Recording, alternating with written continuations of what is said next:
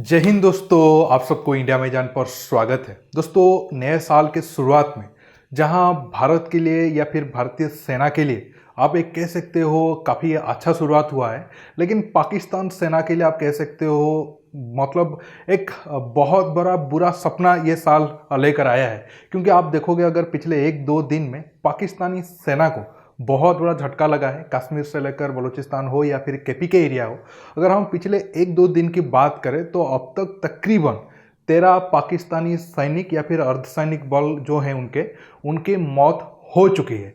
आज आप सब जानते हैं कश्मीर में उनके जो बैट कमांडो है वो आप सब जानते हैं वो कश्मीर के अंदर आकर जो वहाँ पर लोकल लोग होते हैं या फिर बीएसएफ के जवान होते हैं उनके ऊपर अटैक करते हैं और फिर भाग जाते हैं। दोस्तों, ऐसा ही कल पाकिस्तान की जो बैट कमांडो है उनके भारतीय सेना के साथ करने का इरादा था केरान सेक्टर में कुपवाड़ा जिला में, लेकिन वो नहीं हो पाया और भारतीय जो जवान है वो पाकिस्तान की कमांडो को मार गिराए। आगे आपको इमेज वगैरह दिखाऊंगा और 3D मैप के जरिए वो एरिया का नक्शा दिखाऊंगा। अब आपके मन में बड़ा सवाल होगा, आप सब तो हम सब तो जानते हैं पीओके और हमारा जो कश्मीर वाला एरिया है उनके बीच तो तारबंदी हुई है, तो फिर पाकिस्तान की सेना कैसे अंदर आने में कामयाब हो जाता है? अगर वो लोग अंदर आ भी जाते हैं तो अब प्रेजेंट टाइम में भारत कैसे उनकी जो अटैक है या फिर आप कह सकते हो कायराना हरकत है उसे रोकने में कामयाब हुआ? वो क्या सिस्टम हमारे बॉर्डर एरिया में हुआ है जिसके बदौलत हम ना सिर्फ पाकिस्तानी सेना बल्कि आतंकवादियों को भी तकरीबन 90% रोक लेते हैं कि वो भारत के अंदर आकर या फिर कश्मीर के अंदर आकर कोई अटैक वगैरह ना कर पाए। इसके साथ साथ आज बलूचिस्तान और केपी के एरिया में कहाँ पर और पाकिस्तान सेना को कितना नुकसान हुआ है वो भी वीडियो के आखिर में आपको बताऊंगा। जानने के लिए आप आखिर तक की वीडियो को देखते रहिए और ज़्यादा से ज़्यादा लाइक शेयर करना बिल्कुल मत भूलिए। दोस्तों, आप अब हेडलाइन देख पा रहे होंगे, पाक bat soldier killed during infiltration attempt near LOC. और दोस्तों, पाकिस्तान की सेना कितना अनप्रोफेशनल है या फिर कितना बेशर्म है आप ये न्यूज़ से जान सकते हो। एक तो वो चोरी छिपे अपने जो बैट कमांडो है उनको भेजते हैं कि भारतीय सेना के ऊपर छिपकर अटैक करे या फिर उस एरिया में जो लोग रहते हैं उनके ऊपर अटैक करे। फिर जब उनका मिशन फेल हो जाता है ये बॉडी तक भी वापस नहीं लेते हैं। और कुछ काफ़ी सारे दोस्तों का सवाल था कि बैट कमांडो क्या होता है। ये उनके द्वारा बनाया गया एक स्पेशल कमांडो होते हैं पाकिस्तान के, उनको वो बैट कमांडो के नाम पर बुलाते हैं। और ज़्यादातर एसएसजी कमांडो जो पाकिस्तान के वो ये ग्रुप में रहते हैं और इनका काम ही बस यही है कि चोरी छिपे जाओ, जो बॉर्डर एरिया पे सेना है बीएसएफ वाले जो उनके कंपेयर में आप तरीके से कह सकते हो ज़्यादा ट्रेंड नहीं है, या फिर जो लोकल लोग हैं जो इंडियन आर्मी को सपोर्ट करते हैं उनको मारो और उस एरिया में थोड़ा डर पैदा करो। लेकिन पिछले 2-3 साल से उनको ये काम में ज़्यादा कामयाबी नहीं मिल रहा है। और कल रात जब आप एक तरीके से देख सकते हो सोशल मीडिया में बहुत सारा फोटो और वीडियो वायरल हो रहा था कि इंडियन आर्मी और पाकिस्तान आर्मी या फिर इंडियन आर्मी और चाइना आर्मी इनके बीच न्यू ईयर में मिठाई का आदान प्रदान हो रहा था, तब उस टाइम में ये लोग भारत के खिलाफ षड्यंत्र रचने में बिजी थे। हमारे बॉलीवुड में तो ये दिखाई दे रहा था कि पाकिस्तानी सेना 1983 में India world cup Indian army वाले वर्ल्ड कप सही से सुने वो बॉर्डर एरिया में फायरिंग रोक दे रहे थे। लेकिन देखो सच्चाई में ये लोग क्या कर रहे थे, मुंह में एक बात है लेकिन काम वो और एक बात कर रहे थे। चलो, आप ये बॉडी देख पा रहे होंगे, ये वाले भाई साहब का बॉडी है, लेकिन अभी तक पाकिस्तानी सेना ये बॉडी को वापस लेने में आया नहीं है। और इनके पास AK-47 से लेकर बहुत सारे ग्रेनेड भी बरामद हुआ है और पाकिस्तान के बहुत सारे डॉक्यूमेंट भी इनके पास मिला है।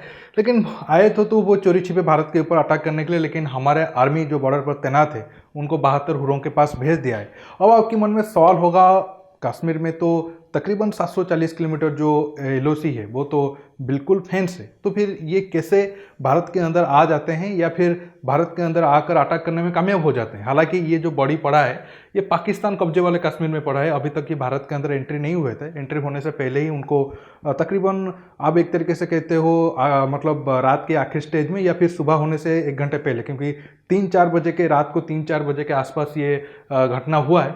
मैं आपको मैप के जरिए दिखा देता हूँ ये जो हुआ है वो एरिया में कहाँ पड़ता है और कैसे ज्योग्राफिकल कंडीशन का फायदा उठाकर पाकिस्तानी सेना ये वाले एरिया पर खासकर भारत के ऊपर कई बार अटैक करने की कोशिश करता है। दोस्तों, अब हम कश्मीर चलते हैं, केरन सेक्टर कुपवाड़ा डिस्ट्रिक्ट जहाँ पर ये घटना हुआ है। आप अब मैप में देखिए ये कैसा एरिया है, फिर मैं आपको समझा दूंगा कैसे पाकिस्तान वाले जोग्राफिकल कंडीशन का फ़ायदा उठाते हैं। आप देखिए ये बड़ा माउंटेन एरिया है, आप देख सकते हो नीचे नीलम रिवर जा रहा है।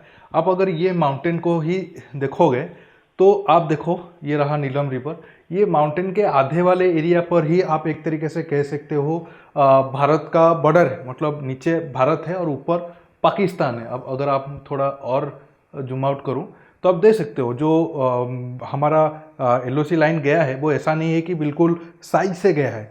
कभी कभी कुछ कुछ एरिया पर भारत वाले ऊपर होते हैं, नीचे पाकिस्तान होता है। कुछ कुछ एरिया पर पाकिस्तान ऊपर होता है, भारत नीचे होता है। आप देख सकते हो ये इस वाले एरिया पर जोग्राफिकल कंडीशन में पाकिस्तान को फायदा है, क्योंकि ऊपर वो बैठे हैं, नीचे हम बैठे हैं, तो इनको ऊपर से नीचे तक आकर अटैक करने में थोड़ा आसानी मिल जाता है। इसके साथ साथ जब विंटर सीजन चल रहा होता है, बर्फबारी हो रहा होता है, उस टाइम में पाकिस्तान की सेना को बहुत ज़्यादा मतलब एडवांटेज मिल जाता है, क्योंकि वहाँ पर जो फेंसिंग होता है एक तरीके से आप समझ सकते हो बर्फबारी के बाद वो बिल्कुल ही छिप जाता है, या फिर उसका हाइट इतना कम हो जाता है कि उसे पार करना कोई बहुत मुश्किल बात नहीं होता है। मैं आपको आगे इमेज से दिखाता हूँ, आप पहले देख लीजिए ये कैसे माउंटेन एरिया है। ये वाला टोटल एरिया आप देख लीजिए और आप समझ जाओगे कि इस एरिया पर हमारे जवान तैनात होना कितना मुश्किल है। हालांकि ये सैटेलाइट इमेज कुछ महीने पुराना है, इसलिए आपको बर्फबारी वाला एरिया नहीं दिख रहा है, लेकिन मैं आपको आगे इमेज से दिखाता हूँ कैसे भारतीय सेना को मुश्किल हो रहा था पहले फेंसिंग में, और अब प्रेजेंट टाइम में क्या हम सिस्टम अप्लाई कर रहे हैं।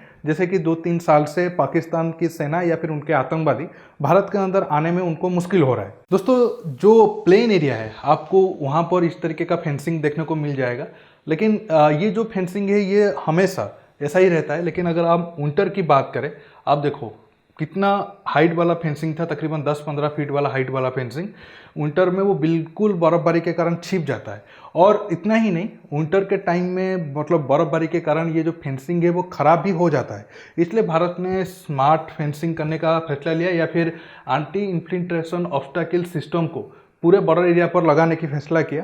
पहले कुछ सालों तक इसका टेस्टिंग वगैरह किया गया था, तब उसका कॉस्ट बहुत ज़्यादा आया था, तकरीबन 2.4 किलोमीटर को 10 करोड़ आया। फिर अब जो नया प्रेजेंट टाइम में सिस्टम चल रहा है उसका 1 किलोमीटर को 10 लाख कॉस्ट आता है, और इसमें बहुत सारे लेयर होता है। एक तो अब भारत ने तकरीबन पीओके एरिया में 2 टाइप का फेंसिंग कर दिया है, मतलब 2 लेयर का फेंसिंग। इसके साथ साथ राडार, सेंसर, ड्रोन वगैरह का मदद लिया जा रहा है, ताकि पाकिस्तान की साइड से हम मिनिमम कर पाएँ उनके तरफ से जो आतंकवादी आ रहे हैं, या फिर उनके सेना या फिर उनके कमांडो वाले चोरी छिपकर भारत के ऊपर अटैक करने की कोशिश करते हैं। अब थर्मल इमेजिंग के कारण दूर से पता चला जाता है कि पता चल जाता है कि कौन भारत के अंदर घुसने की कोशिश कर रहा है, और इस एरिया में पेट्रोलिंग भी बहुत ज़्यादा किया जाता है भारतीय सेना की तरफ से, चाहे कंडीशन कैसा भी रहे। इस सारे मतलब स्टेप के कारण और प्रेजेंट टाइम में पाकिस्तानी सेना को उस टाइप का कामयाबी नहीं मिल पा रहा है जो वो आज से 4-5 साल पहले या 6-7 साल पहले कर रहे थे, और हम न्यूज़ में सुन रहे थे कि हमारे जवानों की वो सिर काट कर ले गए वगैरह वगैरह। और प्रेजेंट टाइम में वो रिवर्स हो रहा है, अब भारतीय सेना उनके ऊपर भारी पड़ रहा है। इसी वजह से वो एक तरीके से आप कह सकते हो भारत के साथ सीज फायर करने के लिए मजबूर हुए थे इसी साल। हालांकि फिर से नया साल में वो अपना नया रंग दिखाने की कोशिश कर रहे थे, लेकिन उनको मुंह तोड़ जवाब मिल गया। इसके साथ साथ सिर्फ कश्मीर में ही नहीं, उनको बलूचिस्तान और केपी के एरिया में भी बड़ा झटका लगा है।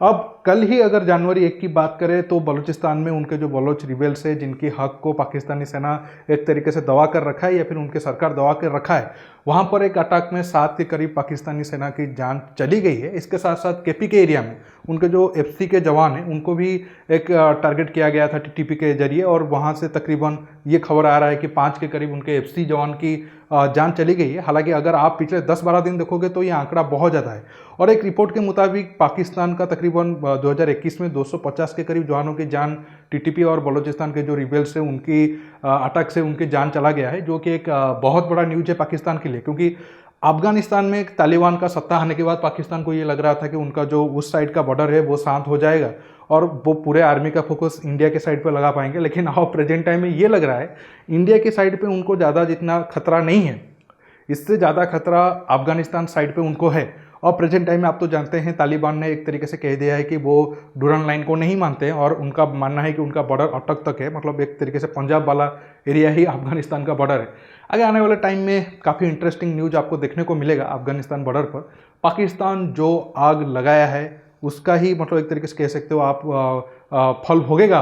अब तो हालात और ज़्यादा खराब होंगे, और जो लोगों को वो हीरो मान रहे थे वही लोग अब पाकिस्तान सेना का एक तरीके से आप कह सकते हो जीना हराम करेंगे केपीके वाले एरिया में, चाहे वो टीटीपी के रूप में हो, तालिबान के रूप में हो, या फिर बलूचिस्तान लिबरेशन आर्मी के रूप में हो। दोस्तों आज के टॉपिक में बस इतना ही। आपको ये वीडियो कैसा लगा नीचे कमेंट बॉक्स में कमेंट करके बताइए, और ये वीडियो को ज़्यादा से ज़्यादा लाइक शेयर करने के साथ साथ आप मेरे चैनल को सब्सक्राइब करिए, और सब्सक्राइब बटन के पास जो बेल आइकन है उसे प्रेस करिए ताकि आगे आप मेरे आने वाले वीडियो को मिस ना कर सके। दोस्तों रुकता हूँ, बहुत जल्द और एक न्यू टॉपिक के साथ मिलूंगा।